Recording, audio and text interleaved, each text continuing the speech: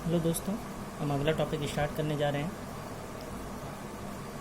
ठीक है, जिसमें आप देख सकते हैं, यहाँ पे आप देख सकते हैं कि वेव गाइड क्या होता है। यहाँ पे देखते हैं वेव गाइड। सबसे पहले वेव गाइड हम बात करते हैं, वेव गाइड होता क्या है। तो यहाँ पे हम देख सकते हैं कि थोड़ा सा प्रॉब्लम होगी, मैं आपको बता देता हूँ। Wave guide at frequencies higher than 300 GHz transmission of EM waves using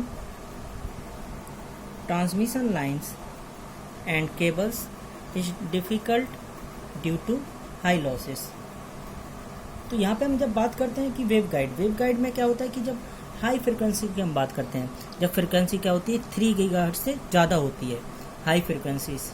ठीक, तो इसमें क्या होता है जब हम ट्रांसमिट करते हैं जो EM वेव्स को, यानी इलेक्ट्रोमैग्नेटिक वेव्स को, ट्रांसमिशन लाइन या केबल का यूज करके, तो वो क्या होता है डिफ़िकल्ट होता है, क्योंकि यहाँ पे क्या होता है हाई लॉसेस होते हैं। इसके कारण क्या होता है हाई लॉसेस। तो हाई फ्रिक्वेंसीज पे जब फ्रिक्वेंसी ज़्यादा होती है, फ्रिक्वेंसी यानी आपकी गीगाहर्ट्ज़ में, यानी 3 GHz से ज़्यादा फ्रिक्वेंसी हम जब यूज़ कर रहे हैं, तो हमें जब ट्रांसमिट करना होता है इलेक्ट्रोमैग्नेटिक वेव्स को, ठीक है, तो जब हम यूज़ करते हैं ट्रांसमिशन लाइन या केबल, तो डिफ़िकल्ट होता है ट्रांसमिट करने के लिए इलेक्ट्रोमैग्नेटिक वेव को, क्योंकि यहाँ पे क्या होता है लॉसेस ज़्यादा होते हैं। तो इसीलिए यहाँ पे जो वेव गाइड क्या है, यहाँ पे हम लोग यूज़ करते हैं a metallic tube can be use to transmit EM waves. ठीक है, transmit EM waves at these frequencies. तो यहाँ पे हम लोग क्या यूज़ कर रहे हैं, मेटेलिक ट्यूब यूज़ कर रहे हैं इलेक्ट्रोमैग्नेटिक वेव को ट्रांसमिट करने के लिए इन फ्रिक्वेंसीज पे, यानी हाई फ्रिक्वेंसीज पे हम ट्रांसमिट करने के लिए इलेक्ट्रोमैग्नेटिक वेव को मेटेलिक ट्यूब यूज़ कर रहे हैं। ठीक, अब यहाँ पे देखते हैं ये क्या होता है। देखिए, a hollow metallic tube of uniform cross section for transmitting EM waves by successive reflections from the inner walls of the tube is called wave guide. तो वेव गाइड होता क्या है, एक हॉलो मेटेलिक ट्यूब है जिसका cross sectional area क्या होता है यूनिफॉर्म होता है, और हम ट्रांसमिट करते हैं जब EM वेव्स को, यानी इलेक्ट्रोमैग्नेटिक वेव्स को, क्या है वो हम ट्रांसमिट कर रहे हैं इलेक्ट्रोमैग्नेटिक वेव्स को ट्रांसमिट करने के लिए जो हम यूज कर रहे हैं हॉलो मेटेलिक ट्यूब जिसका क्रॉस सेक्शनल एरिया क्या है यूनिफॉर्म है। तो हम EM वेव्स को ट्रांसमिट करने के लिए, ठीक, क्या करते हैं कि जो ट्यूब की इनर वॉल्स है वहाँ से सक्सेसिव रिफ्लेक्शन के द्वारा EM वेव्स को हम क्या ट्रांसमिट करते हैं। ठीक, तो by successive reflection from the inner walls of the. तो वेव गाइड आपको समझ में आया होगा क्या होता है। हम यहाँ पे यूज़ करते हैं हॉलो मेटेलिक ट्यूब जिसका क्रॉस सेक्शनल एरिया क्या होता है यूनिफॉर्म, और EM वेव्स को हमें ट्रांसमिट करने के लिए हम यूज़ कर रहे हैं वो किसके द्वारा, सक्सेसिव रिफ्लेक्शंस हो रहा है कहाँ से, inner walls of the tube. इसको हम क्या बोलते हैं वेव गाइड। वेव गाइड जो कि सपोर्ट करता है only TE and TM waves को, it does not supports TEM wave. तो ये सिर्फ TE और TM वेव्स को ही सपोर्ट करता है, TEM वेव को सपोर्ट नहीं करता है। ठीक है, अब हम देखते हैं TEM वेव। TEM वेव होता क्या है, ट्रांसवर्स इलेक्ट्रोमैग्नेटिक वेव जिसका फुल फॉर्म है। ये क्या है, a plane wave, a plane TEM wave is defined as a wave in which both the electric and magnetic vectors are at right angles to the direction of propagation। तो एक plane TEM wave को हम define कर सकते हैं। इसमें क्या है कि वेव जो है उसके दोनों इलेक्ट्रिक और मैग्नेटिक वेक्टर्स क्या होते हैं, राइट एंगल्स होते हैं डायरेक्शन ऑफ प्रोपोगेशन की। जो प्रोपोगेशन डायरेक्शन है उसके क्या होगा, इलेक्ट्रिक और मैग्नेटिक वेक्टर्स क्या होंगे, दोनों ही राइट एंगल्स होंगे डायरेक्शन ऑफ प्रोपोगेशन के। ठीक है, at any instant of time both vectors have the same magnitudes, ठीक, and direction at all points in the transverse plane. तो सभी किसी भी इंस्टेंट ऑफ टाइम पहले हम दोनों ही, ठीक है, किसी भी इंस्टेंट ऑफ टाइम पहले तो दोनों ही वेक्टर्स का मैग्नीट्यूड क्या होता है सेम होता है, और डायरेक्शन सभी पॉइंट्स पे क्या होता है ट्रांसवर्स प्लेन में होता है।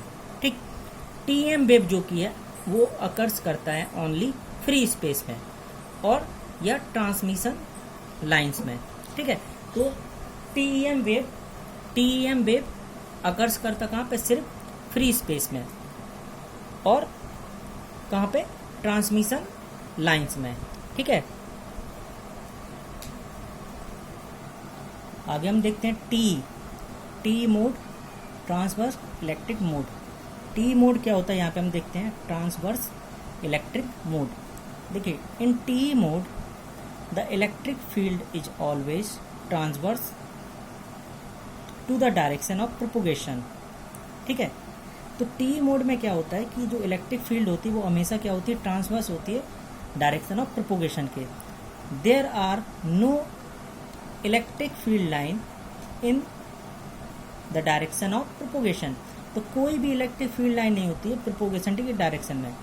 तो यदि हम बात करते हैं कि जेड है डायरेक्शन ऑफ प्रोपोगेशन, ठीक है, तो ई जेड क्या होगा, 0, और H Z is not equal to 0, क्योंकि हम बात कर रहे हैं टी यानी ट्रांसफर इलेक्ट्रिक मोड।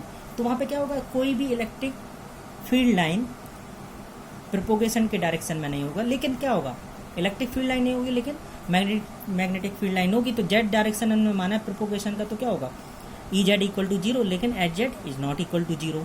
ठीक, तो यहाँ पे आप देख सकते हैं कि ई जेड 0 लेकिन H Z is not, E Z 0 का मतलब ये थोड़ी है कि ई एक्स और ई वाई भी 0 हो जाएंगे। सिर्फ जेड डायरेक्शन में इलेक्ट्रिक फील्ड का कोई कंपोनेंट नहीं होगा, लेकिन एक्स और वाई डायरेक्शन में होगा।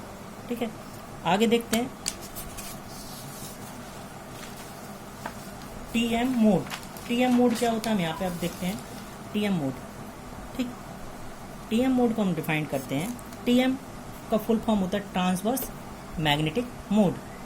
ट्रांसवर्स मैग्नेटिक मोड, देखिए टीएम मोड में क्या होता है, in TM mode the magnetic field is always transfer to the direction of propagation. यानी टीएम मोड में क्या होता है, जो मैग्नेटिक फील्ड है वो हमेशा क्या होती है, ट्रांसवर्स होती है डायरेक्शन ऑफ प्रोपोगेशन के। तो यहाँ पे there are no magnetic line in the direction of propagation, यानी कोई भी मैग्नेटिक लाइन जो है, मैग्नेटिक फील्ड लाइन है, वो प्रोपोगेशन की डायरेक्शन में नहीं होगा। तो यहाँ पे हमने लेट किया कि यदि मान लीजिए कि जेड क्या डायरेक्शन है प्रोपोगेशन का, तो एच जेड क्या हो जाएगा, सेम 0 मैग्नेटिक फील्ड कंपोनेंट, लेकिन E Z is not equal to 0। ठीक, आगे देखते हैं हम डोमिनेंट मोड। डोमिनेंट मोड क्या होता है, the mode having highest cut off wavelength is known as dominant mode of the waveguide and all other modes are called higher modes। ठीक है, तो डोमिनेंट मोड क्या होता है, मोड वहां पे जहां पे क्या है,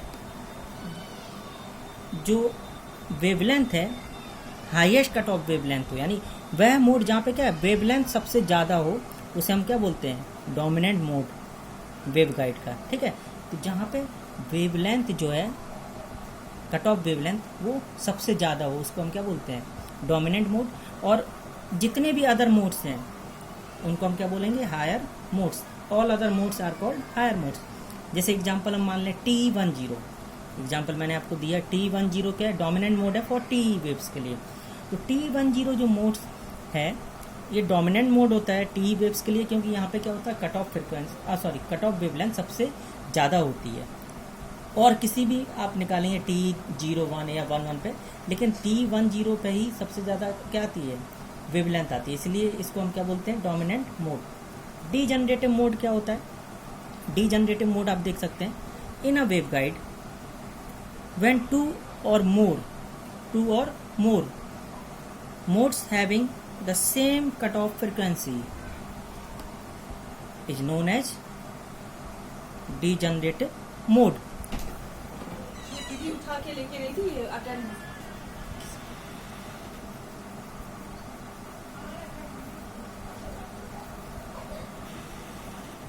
तो वेवगाइड में क्या है, जब डीजनरेटिव मोड में क्या होता है, डीजनरेटिव मोड में वेवगाइड, अगर हम बात करते हैं डीजनरेटिव मोड, तो वेवगाइड में क्या है, जब दो या दो से ज़्यादा मोड जिसमें क्या है, सेम कट ऑफ फ्रिक्वेंसी हो, 2 या 2 से ज़्यादा मोड्स, ठीक है, तो उसकी कट ऑफ फ्रिक्वेंसी क्या हो, सेम हो।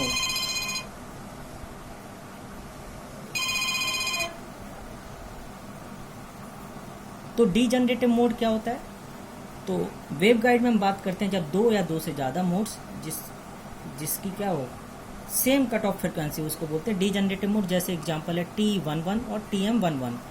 तो रेक्टेंगुलर वेव गाइड में TMN और TMMN, जिसमें क्या होगा M और N की वैल्यू जीरो नहीं होगी, उसको हम क्या बोलते हैं degenerative mode. Okay, thank you. हम आगे अगला टॉपिक डिस्कस करेंगे आगे, ठीक।